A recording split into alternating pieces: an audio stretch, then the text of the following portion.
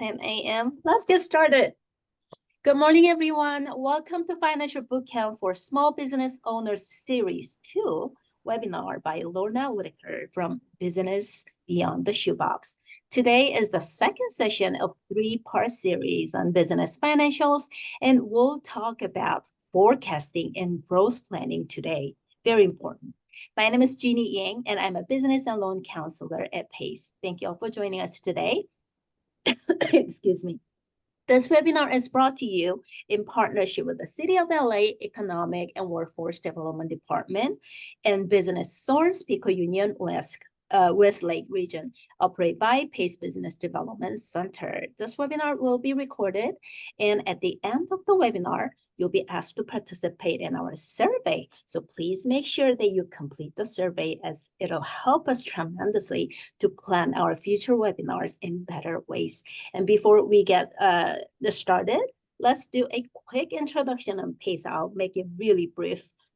Pacific Asian Consortium in Employment was established in 1976, and we are a 501c nonprofit organization. So from business and workforce development to utility assistance, housing, and education, our 5 departments are equipped with the necessary services to tackle poverty and economic inequity in diverse communities across the LA since 1976. So we offer one-on-one business counseling, credit and asset building, business and financial plan development, webinars and training to establish a new business for you or to help your existing business. And we can also guide you to get into procurement contract through our MBDA department. And all our services are free. So if you have any questions about our services, programs, and lending products, please visit our website, pacelabdc.org, for more information. All right, we'll learn something great today. Thank you, Lorna. Please take on. All right, thank you so much. So I'm really happy to be here. I'm happy that so many of you have decided to take on additional education for your small business. It really, really makes a difference for people. I have a lot of content to share today, and I go through it fairly quickly. Work hard not to let you get overwhelmed with this stuff. I know not everybody who attends my webinars are real comfortable with numbers. I provide a great deal of oversight, a big overview of how things work. I give you some detail and some information. These webinars are recorded. You will receive a copy of the PowerPoint slides so that you can revisit the recording and kind of look at it and digest the information you're going to receive today. So we're going to talk today about financial forecasting and growth planning for small business owners. So it's really about how we get from where we are to where we want to be and what that process really is. So I'm going to give you some tips, some tools, and some educational information. So I know from personal experience that savvy entrepreneurs, they make more money. And I really care about helping business owners achieve their goals to transform the way they run their businesses. When it's easier, more effective, and takes less time, business owners can create financial stability and have a business and life they love. So for the past 3 decades, I have been curating the very best of the most effective strategies, insights, and tools that are essential for profitable businesses. I have worked with businesses that were successful and profitable, and I have worked with businesses that were not. And there's a difference in the way the business owners behave. People think that it's the business itself, what you're selling or what you're doing, but it's actually falls to the business owner where success begins to get its drive about how you get there. It takes more ambition and hard work. Okay, it takes more than that. A business that's built on the timeless foundations of profitability will simply do better. They have predictable and sustainable financial reward. And I'm really excited to share with you what I have learned over these last many years. The bottom line is success is not an event, it's a result. I have to provide you with this disclaimer. I'm a small business consultant, a money coach, and a financial skills trainer. I'm not an attorney. I'm not a CPA. I'm not a licensed tax professional, and I cannot and do not give legal or tax advice. I'm an educator, and legal and tax conversations come up for business owners all the time. So I teach the proven techniques, strategies, and skills that are needed by today's business owners for having a business of their dreams. Today, we're going to talk about my approach to getting things done. It's assess, design, implement. Okay, you will do this over and over. And today, we're going to talk about analyzing your financial data and then utilizing it to create a strategic plan for yourself. And then how you develop a growth plan. We're going to cover that. And then as time allows, I hope to give you some bonus content on the laws of profitability. First, you must know that no plan survives contact with the enemy. Be really gentle with yourself. You make a plan, I can guarantee that as soon as you get started on it, things begin to change. And you have to be prepared to adapt. And I'm going to give you the tools on how you can do that and what to do and kind of when to do it even. So I love this image. These guys may have been expecting a dry day, but they got a wet day. Now I know for certain that the guy hanging off the side of this motorcycle tandem, he knows that he needs to help balance the bike as it goes around the corner. But these guys are covered in mud. So they had a plan and they were ready to adapt when they encountered changes that they might not be expecting, but they knew that they might also encounter. Let's talk a little bit about software, okay? Without software, you're going to really struggle to continually assess where you're at with your business. And designing your plan needs this information. So I wanted to give you a little bit of what you can expect with software and some tips on that. QuickBooks is my go-to. I love it. I've been using it for 30 years. It's a great program. However, they want more and more people to be online and less using the desktop. They will eventually sunset the desktop version, but it is currently still available. However, I know that the pricing structure can put a lot of people out of the running for the desktop version unless your business is already has a strong financial flow. So the online versions are available to you. I don't encourage you to use Simple Start or one called Essential. I really encourage you to use the Plus version. And I know that can be a little price prohibitive. However, I do think it is one of the best programs out there. There are some other options today. At the bottom of this slide, you'll see a link to a guide that I created for the bookkeeping and accounting software that currently is out there with some pricing and some other tips about them. Wave is very affordable, has some good, they've progressed. They've offering lots of good tools.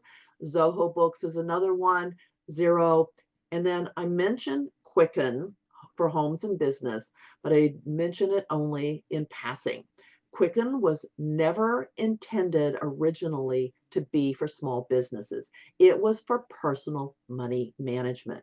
And it's my firm belief that you should plan on outgrowing its usefulness. So I do not encourage at all using Quicken software, despite the fact that its pricing may be very attractive. Okay, now we're going to get started. Assess. How do we assess where we are? We need to know where we are so that we can make a plan to get to where we want to be. So these are the simple steps for this. I try to keep this nice and linear. If you don't know how to do these things, then find someone that can help you, okay? But you're going to need software, or you're going, maybe go back to your last year's taxes. You can pull some of that information from them.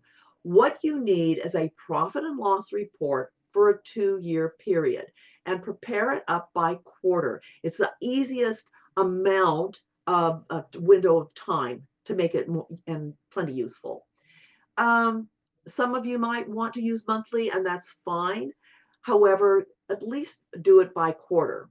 Then you're going to determine the quarterly average for your income, your cost of goods, and your expenses. Basically, in simple version, divide your totals for each year by 4. And then you're going to learn how to determine the rate of growth you have had. And I'm going to show you the formula for that. It's it'll feel kind of alien and foreign for those of you who have never used it or who are not super number friendly, but it is just a formula. Follow the steps and you will get the results.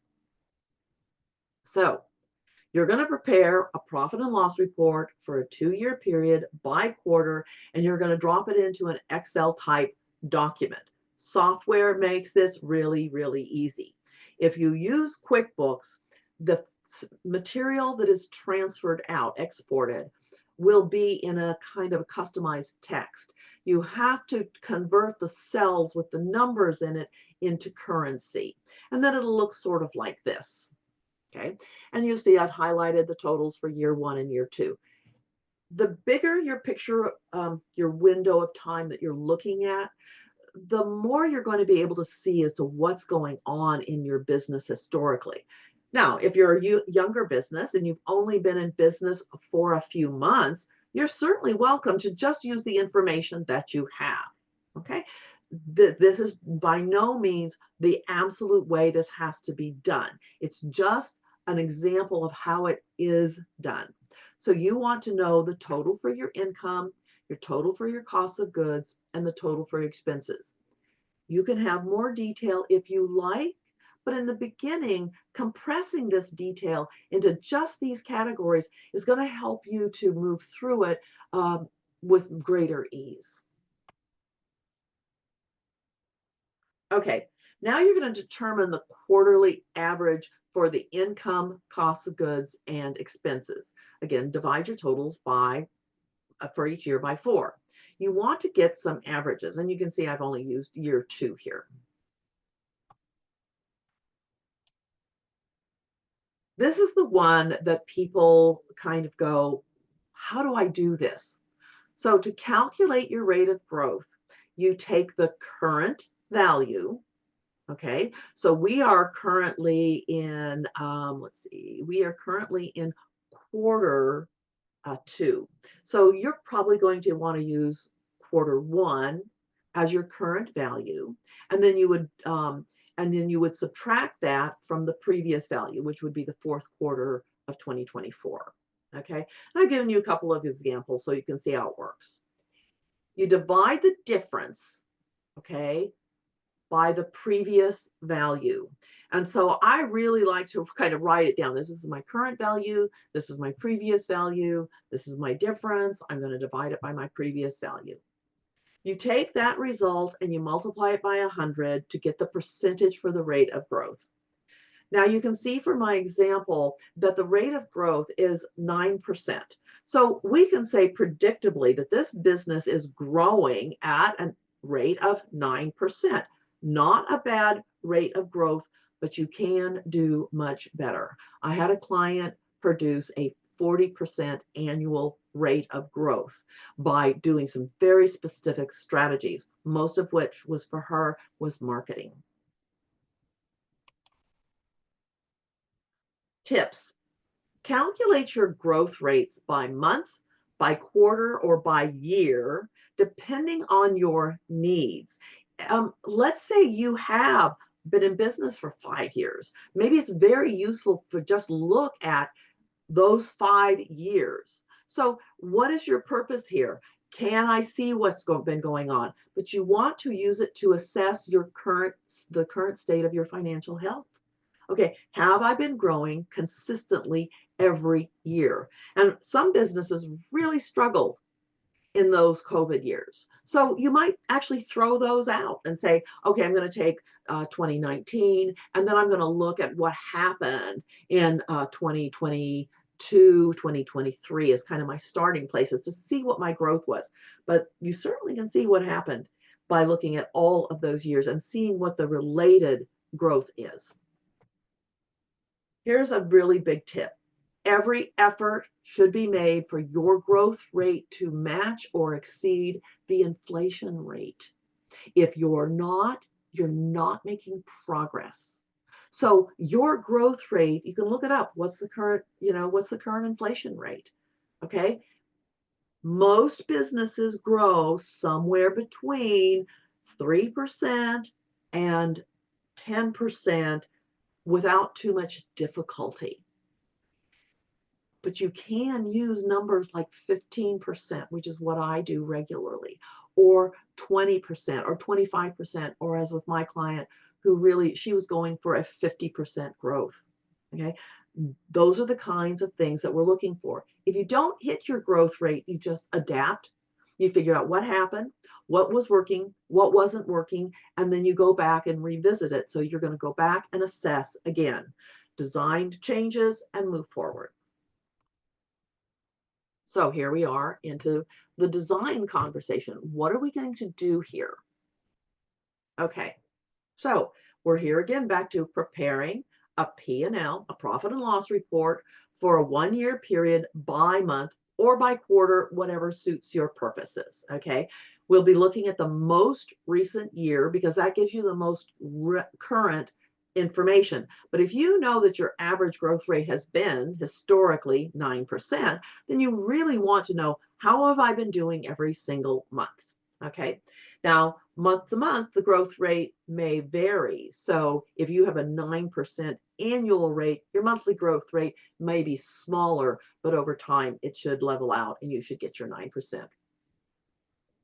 You're going to determine the monthly average of income for income, costs of goods, and expenses. Basically, divide your total for that 1 year by 12. That gives you your monthly average. You're going to use this number as your starting place. What is my monthly average or my quarterly average? And then I'm going to determine the rate of growth that I had. Now, I want to determine the rate of growth I want. Now, you can use your business and personal target numbers as a way of setting this rate. So here's what I recommend.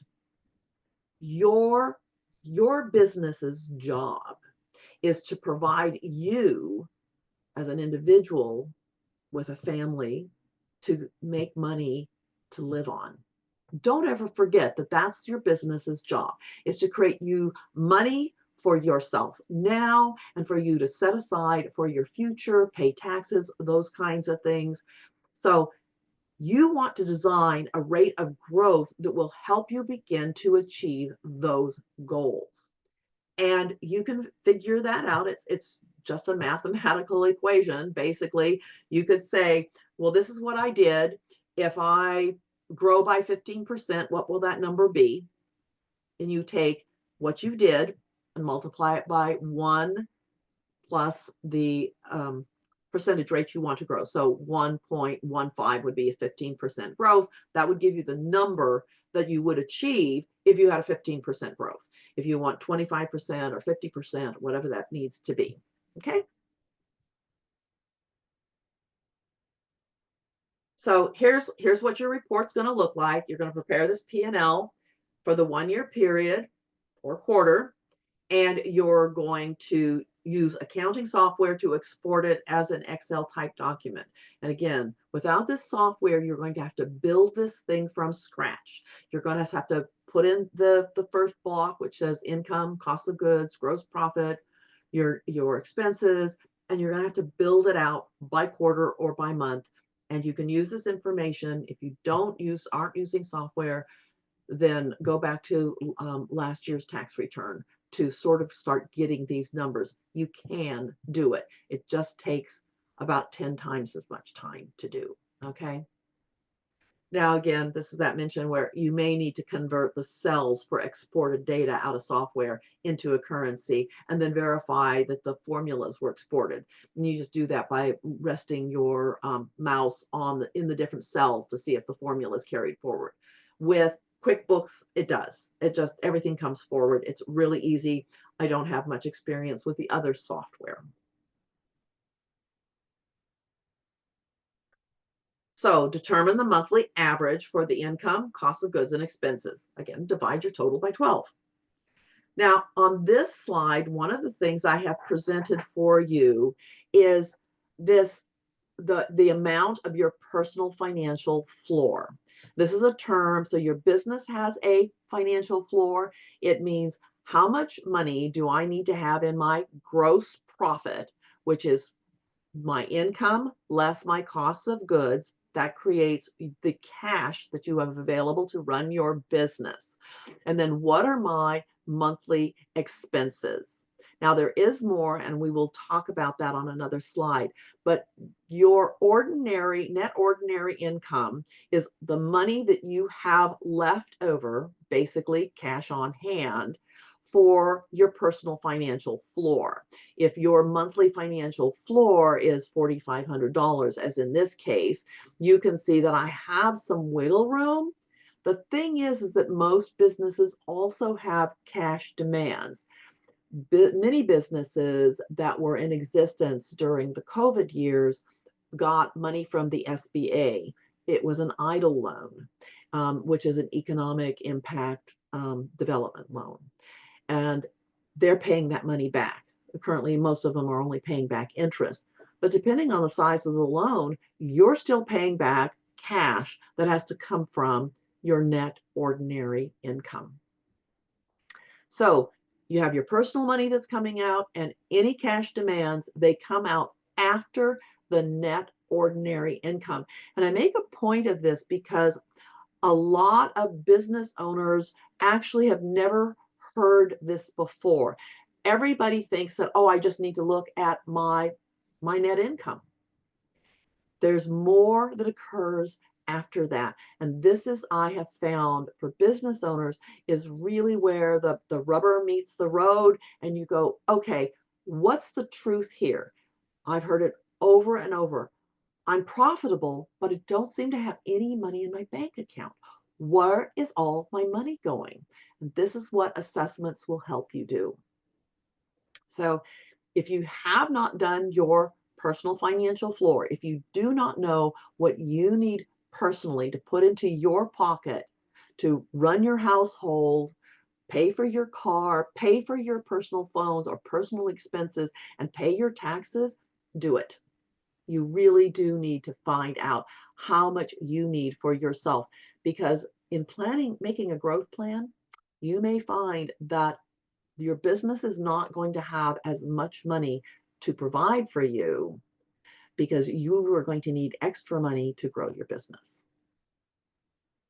So here again, this is without the slides, how you determine the rate of growth. Just follow these steps and it will get you the information. Current value, previous value, difference by previous value, and there you go. Okay, now let's take a little bit of a look at how to determine the rate of growth you want. So using your business and personal target numbers is one way to set the rate. I think that for most business owners, that's really what is going to be perfect for you. There are much more complex ways of doing this. However, this is the simplest, most straightforward for those of you who are more in those beginning stages of figuring this out. So I prepared this slide presentation for you. So my average per month, those are my numbers, okay? If I have a 9% growth, this is what it would be, the average per month. At 15%, it would be the 19,000. I've applied the same rate of growth on to the expenses. Normally, expenses do not grow at the same rate as income. And this is really spectacular. So we might have our regular expenses, the ones that are predictable, okay? And then we might be able to add on more expenses to grow our business. But just to give you a sense of it, I use the same percentage rate of growth just on the expenses. So then I have my net ordinary income, and now I'm going to talk about my non-P&L cash needs. So the non-P&L profit and loss cash needs are things like credit card payments, okay, there's some wiggle room in there because they're kind of included in the expenses, what you've paid for them, but it does come out of your cash. So you need the cash on hand. You can't be taking cash out of your business and not leave enough to pay back those credit cards. But you may have some cash needs for uh, other kinds of taxes, property taxes, or loans, or things like that, and money for yourself. So you want to add those after your net ordinary income so you get a sense of what those cash demands are. Now, I'm going to tell you, for some of you, you're going to go, how am I going to do this? Because my cash needs are greater than what I have on hand. And you can see that at a 9% growth, okay, my cash needs are going to exceed what I'm making. You'll see at 15% growth, I'm going to get there. But this is over a year's time. This is not the month to month. You might not see that level of growth every single month. It's got to be a plan on how you're going to get there over an annual growth period. You're going to need to measure for results every month. Okay, you're just going to compare your actual results with your projection results and then adjust and adapt if needed. Maybe you're going to be fine. Maybe the plan is working. A 15% growth, I roughly calculated, is like maybe 2 or 3% a month. You should see it going up. It'll be going up slower in the beginning than it will later on. So how do I do that? How do I do that planning? So I always like to give people a little bit of a wake up call, a shock. You use an ogive graph to establish a graphical representation of the cumulative relative frequency distribution for quantitative variables. What? What? But this is what the SBA has decided that businesses look like. That our growth can be measured in a chart. Now, you don't have to create a chart if you don't want to, but I'd like you to at least see it. I'd like you to know that this is what it normally looks like for a business. Now, I'm only giving you 18 months here, 6 quarters. The SBA says that basically, if a business does not achieve their target for growth, first year, second year, 15th year of business, if they don't achieve it in 24 months, okay, 8 quarters, they will run out of money. They just will run out of steam.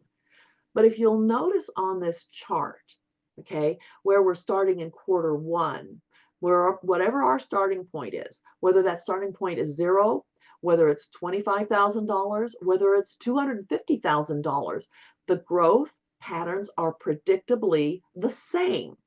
We're not going to see what we have implemented getting much traction in quarter 1, but we start seeing it happen after about quarter 2. Typically, growth begins in the first 90 days. Anybody can do that. Set a plan for 90 days. If quarters are too big for you, then do a 90-day plan. Okay? Get it started. Look at it weekly. Grow your business weekly. Implement changes. Design things that you can implement one step at a time, once a week, and try to get these things moving. In today's environment, business environment, marketing now can be done in 90 days. You can see big results in 90 days. It used to be when everything was in print or you have to do it in person, it's going to take longer. It's going to take you closer to that 2-month mark or 2-quarter mark. It's going to take you 6 months. Okay. Know that this is predictable. Then look at your results and see whether you're actually achieving results. If you're not, revisit your design and your plan and say, what's not working? What can I do better? Okay. Is my marketing plan attracting new audiences? Am I not? Am I making the sales or am I not making my sales? What do I need to learn how to do better? You already know a lot of stuff. So to develop a growth plan, you're going to use your average monthly numbers and you're going to prepare quarterly projections. You can certainly do it by month. Okay. Again, you're going to be using an Excel type worksheet. You're going to have the columns for the next 4 to 6 quarters and make your plan built off of that. Again, if this is too big for you, okay, then simply go back to looking at it weekly, okay, or monthly, whatever works for you. Plot it out for 3 months. Learn how to do this. Learn how to get this Excel document or this tool to work for you. Again, if you don't know how to do it, find somebody who can show you how. Okay, can teach you how to do it, because you're going to do this over and over and over. And you want to be able to learn to use these tools effectively so that you can strengthen your skills. It makes a difference. Savvy business owners make more money. So then you're going to determine which areas you can expect your expenses to increase. The most common areas are advertising, payroll, hiring more help. Sometimes it can be independent contractors or employees, purchase of more equipment, and maybe you're going to need more insurance. Okay. Most business owners have a certain amount of general liability that will grow with them. That's kind of a stable insurance rate. But if you need to hire help and you don't have workers' comp insurance now, you're going to have that. So that's why insurance can be one of those areas that creates more cost. Then you're going to prepare an Excel worksheet based on your plan. Basically, you're going to take the time to fill in the boxes of this document. You want to kind of check to make sure that your formulas are working. But once you get that all locked in, you just make a change to one cell and it impacts the other cells. This is a really great tool for helping you do your assessments, and then build out a plan, and then adapt the plan based on what your new assessment shows you, what results you're getting. So for an example, so I used the amount of 16,765 as my monthly number. I multiplied it by 3 to create my quarters, and I multiplied it by 6% to show quarterly growth rate, which is roughly 2% per month. So by the end of the year, I should see a 15% growth rate. Just know that if I'm growing 6% each quarter, then I'm probably in good shape. And you can multiply your numbers out to see what your year-end target is going to be and whether that's in the 15% range or whatever range you have decided your growth rate needs to be. Okay, this is just an example. Do not lose your minds over all these numbers. Once you start working with your own numbers, you're going to get more comfortable with this process. And you can see I'm adapting for my cash needs, which my non-profit and loss cash needs, those are going to stay stable across the board. Those aren't really going to change. My personal cash needs, I'm saying, this is what I think I absolutely need for my financial floor. If I don't have those dollars, then I may not be able to pay myself. So you can see that it's a real struggle. Even by quarter 6, my total cash needs are not being met by my net ordinary income. So is a 15% growth rate based on this going to get me where I need to be? It's going to be close. What do I really need to do? So I just want you to play with the numbers, because it's just going to give you an idea of what the results will be with the plan that you have in place. The beauty of this is that you can adapt as you go, that you can figure it out. Business owners are absolutely brilliant when it comes to adapting and adjusting their sales and figuring it out. And the simple question of what do I do to get the results I need is a perfect question. What do I need to do to get the results I need? So for your projections and strategic planning, start with last year's quarterly's averages for income, cost of goods, and expenses, including estimates for added expenses, multiply each by 3, and you get and multiply by 1.06. That takes your existing number and it adds to it 6%. Okay. And this is going to get you your first quarter's forecasted results. Okay. Then, and I know that this is a lot of information, and I also know that this may be really foreign, but try to follow these steps and see what kind of results you get. Okay. Multiply each subsequent quarter by the same number, 1.06, to capture an annual 15% growth rate. It actually works out to 15.93, almost 16% growth rate. Okay. Be sure that your non-P&L cash and personal cash needs are visible to you. Okay. But I did not apply any growth rate to them because they typically don't change much at all. Okay. And then you can adjust your growth chart.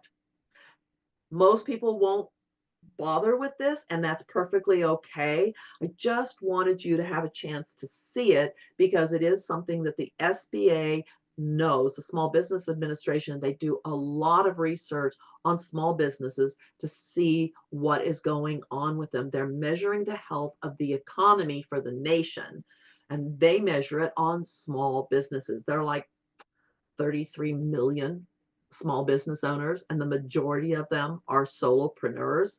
They don't even have employees. Nearly 2/3 of them are just, individuals with maybe a couple of independent contractors, but they have no employees. So the SBA is very, very interested in your getting the things that you need for your business. Okay, and then implement. Okay, so it's assess where you are, design, get where you want to be, and then implement your plan. Implement what the things are that you're going to need to do differently or more of in order to grow your business by the rate that you would like to see it grow. I'm going to tell you, I run into this all the time. Okay. It's not enough to learn. You must consistently do the work. Please don't walk away from a webinar of this caliber and just say, oh, that was really interesting and I loved all the information. And then you don't do anything with it. You have to do the work. Assess where you are. This is one of the first things you need to do. What's my personal financial floor? What is my business financial floor? Meaning, what are my expenses for my business and my cash flow needs? What is that minimum number? And then work to achieve that number. So you're going to do this over and over. Assess, design, and implement. I'm going to tell you that no amount of budgeting and no amount of cutting costs will ever make up for not making enough money. Why? Because you're not going to be able to keep up with inflation and ordinary costs. Everything goes up every year. Okay. This is part of life. And so you can't keep cutting costs and thinking that you're going to get by, because you're not. You have to figure out how you're going to make more money to cover your business's financial floor and your personal financial floor. So measure for results. How did I do? Prepare that quarterly profit and loss report and compare your actual results with your projections. Monthly analysis is fantastic. Update your report, your plan, with your actuals so you can adjust your strategies as you need to. Your growth rate must exceed the rate of inflation and ideally target no less than 15% growth. You can do better.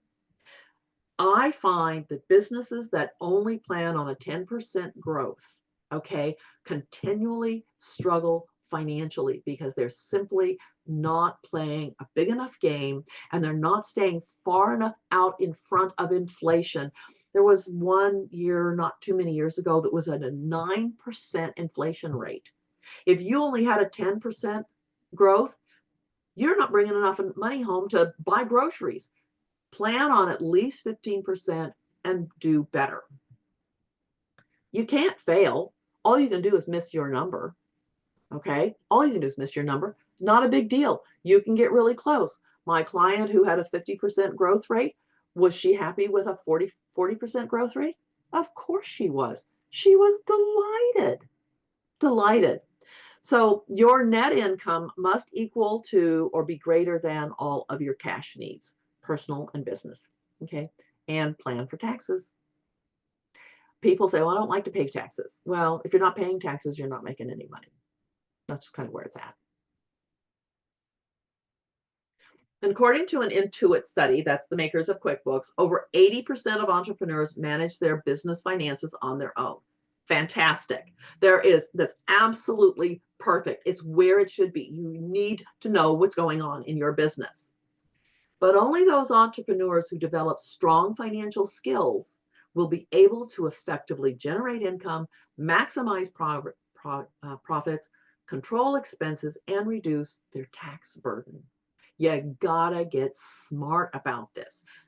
Thrilled that so many of you are here today learning this information. Now learn it and implement it, okay? Assess, design, implement.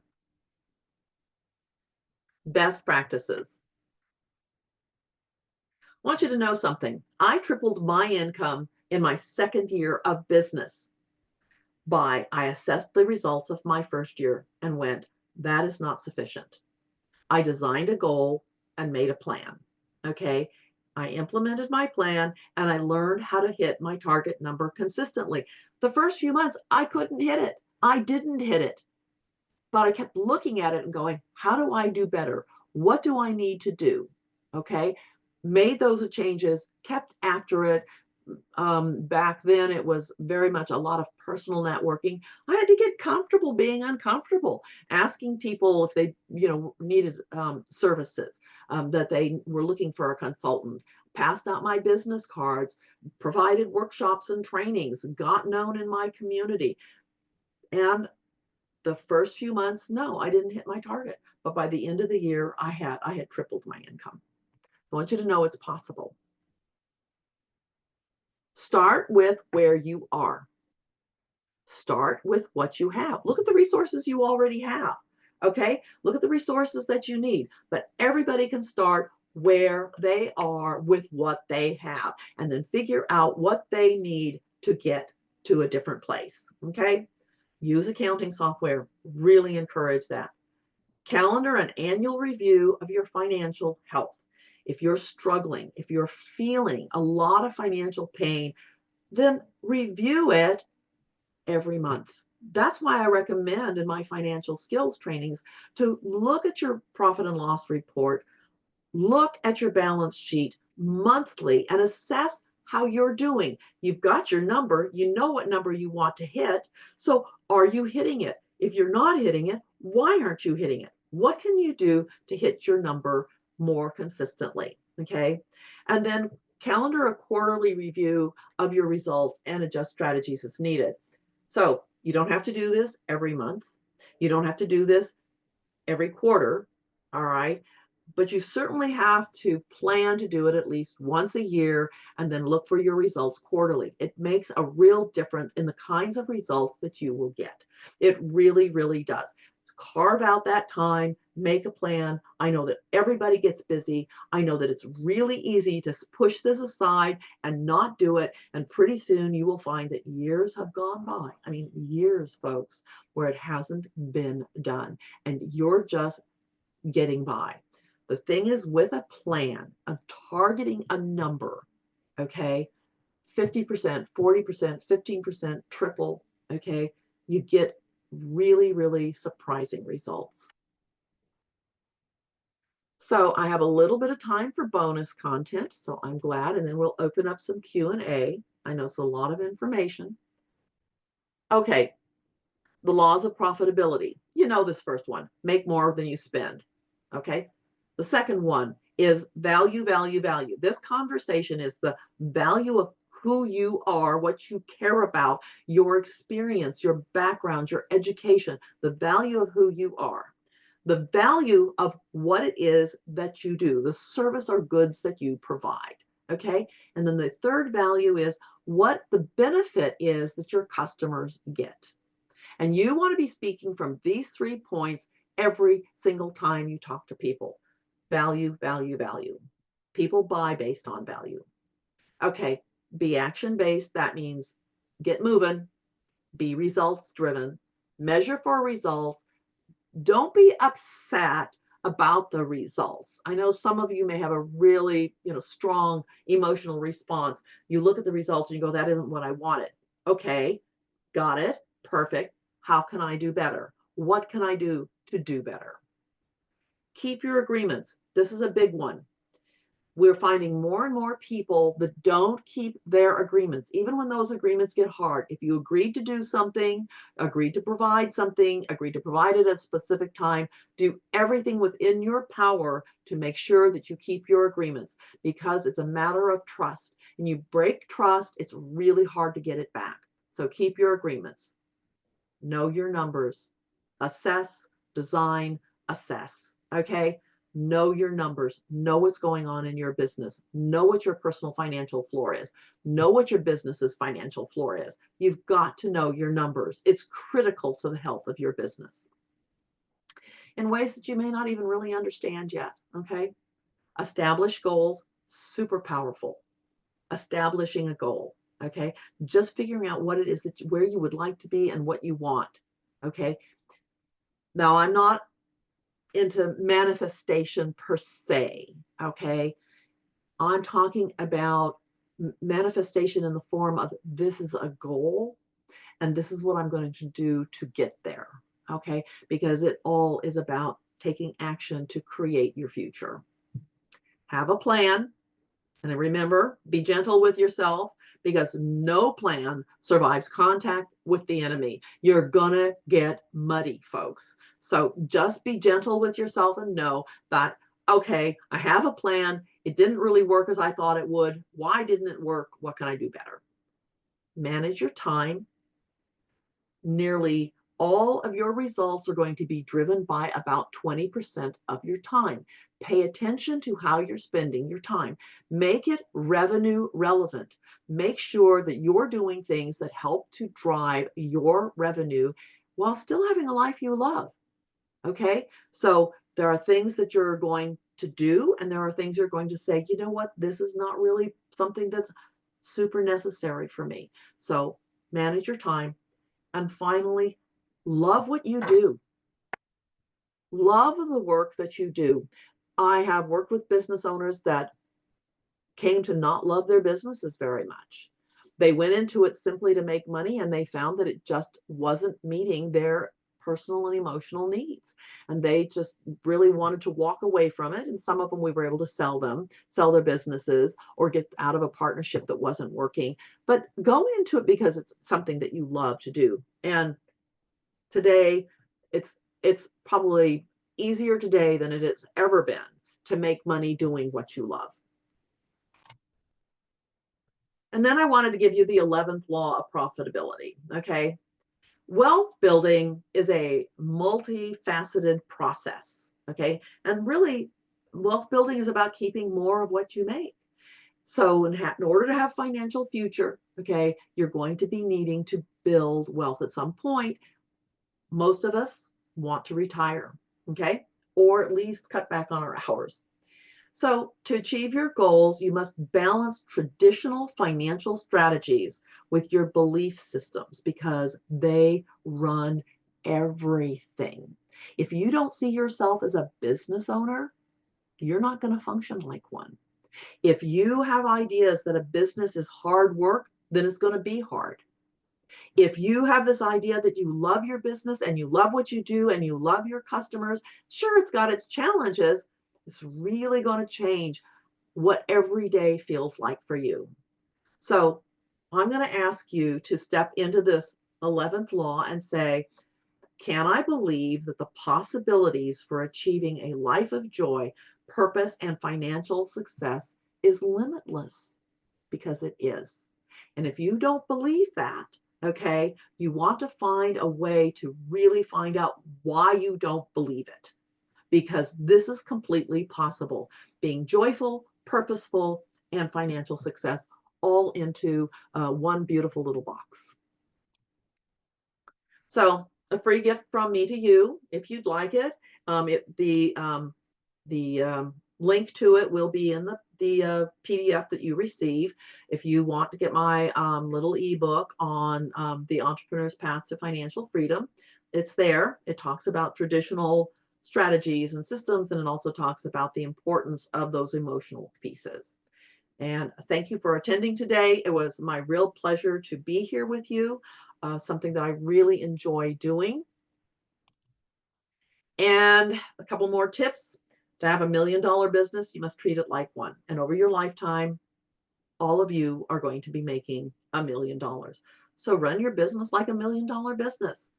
Having the right financial skills will transform your business and your life in ways you cannot yet imagine. Okay? Believe in possibilities and do the work to create your results. This is my personal experience. When you have a business you love, you'll never work a day in your life. I'm still working years after I could have retired. Why? Because I love what I do. I love my business. So I encourage you to find a business and build your business in a way that meets what you want to have in your life, to have the life that you want. And if you're not making money, you have a hobby, not a business. And the IRS will remind you of that. Okay, that's it for this presentation, folks. So we do have a presentation next month on hiring help. And if you have questions, I'd be happy to do what I can to answer your questions right now. Yes, Lorna, we have a question. Lorna, in your experience, how long is a 40 to 50% growth rate sustainable? Does a new business transition into different maintenance phase after early years? That's a really good question. So growth is got to be consistent. So the client of mine that did the 40% growth rate, the numbers get bigger even if the percentage of the rate of growth gets smaller. So tripling my income my first year in business was actually fairly easy because my numbers were smaller. I had one client who tripled her numbers in 90 days, and then she tripled them again in 90 more days, and then she tripled them again the next 90 days. Now, after that, she wasn't able to triple because her numbers had gotten big enough to where maybe the numbers were doubling, okay, or maybe they were only growing by 50%, but now she was in a place where her numbers were bigger than her expenses and her cash needs. So she really stayed focused on doing all this. Really, she was really engaged those first 9 months. A lot of work for her. So the thing is that a 40% growth rate is typically not sustainable, let's say year 2. But you might see that a growth rate of 20% brings, because you're measuring on the numbers of the previous year. So you may still see the same amount of money come in, but the growth rate is less. And I hope that that makes sense. So the growth rate, you want to look, and you're going to base your growth rate a lot on the amount of money you want to generate. So my client wanted to generate an additional, I think it was $150,000 to $200,000. So it was going to take a growth rate of 50% to get her to that number. She wasn't measuring it by her growth rate. She was measuring it by the number that she wanted to achieve. And that's where it really begins to happen. So the growth rate only helps us from the conversation of my growth rate must exceed inflation. It must exceed the current inflation rate. Otherwise, I'm slipping behind because my expenses are all going to go up by that inflationary rate. So if my growth rate, my revenue growth rate, revenue and your net numbers are growing at the right growth rate, your numbers are going to be better. I hope that that answers your question. If you need more clarity on that, please ask again. Great. I have another question by Lisa. Please repeat the 3 values. Oh, and happy to. Let's go back to that slide.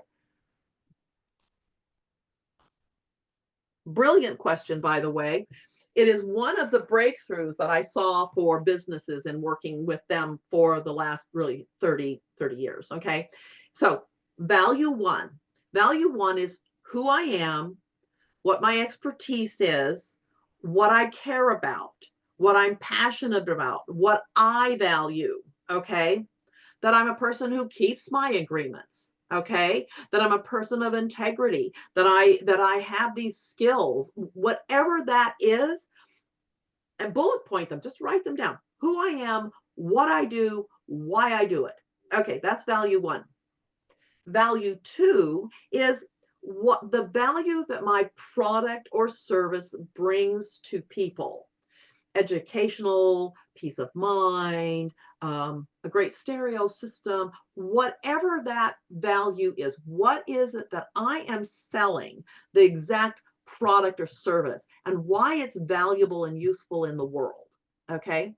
And the third value, and this is the one your customers and clients care about, it's pretty much the only one they care about. What is the benefit that they get from working with me? Now, I know that a lot of business owners, they call it imposter syndrome. Okay.